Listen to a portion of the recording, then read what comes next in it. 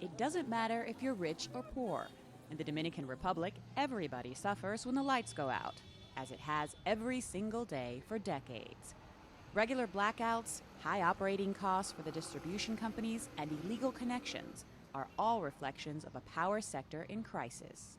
Un gran problema. This is a very serious problem, a national one, says this man. She says it's terrible, terrible, terrible. The electricity does not work here. I think it's a business for the government. I asked this woman how many hours of electricity she gets every day. We have 4 or 5 hours approximately, she says.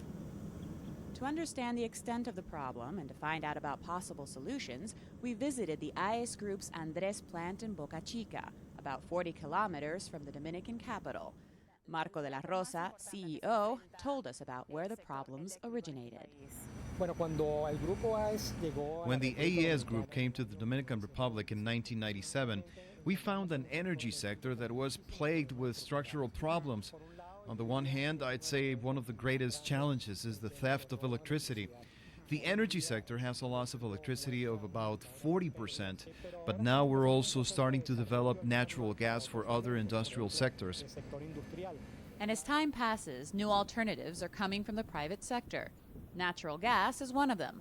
The fuel is a component of the national energy matrix due to its high efficiency, safety, environmental advantages, and competitive price.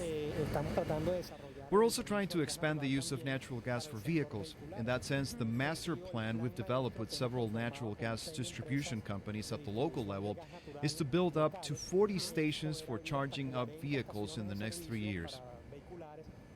What we're trying to do is to progressively replace the energy matrix so that it is based on natural gas.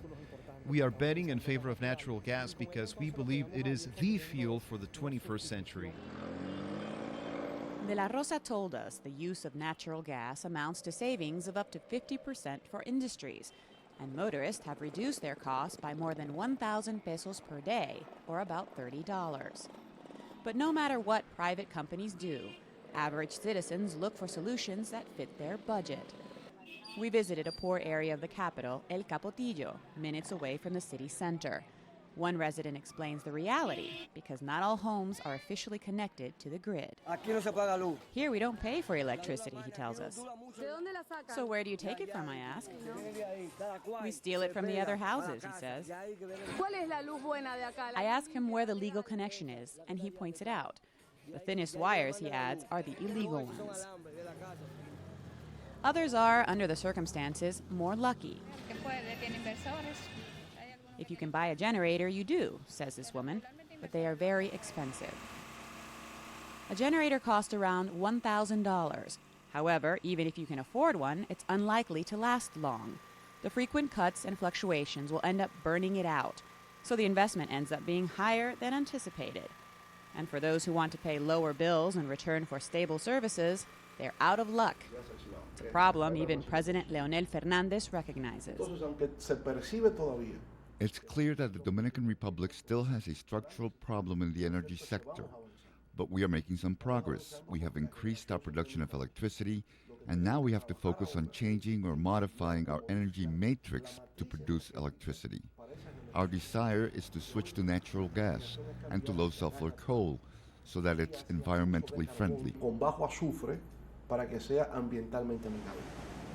The environment is a concern not just for the country, but also other countries in the neighborhood, especially if so much of the electricity is just wasted. According to the World Bank, electricity distribution losses in the Dominican Republic for 2009 totaled about 40%, a rate exceeded by only 2 other countries. Ana Maria Montero, Santo Domingo, Dominican Republic.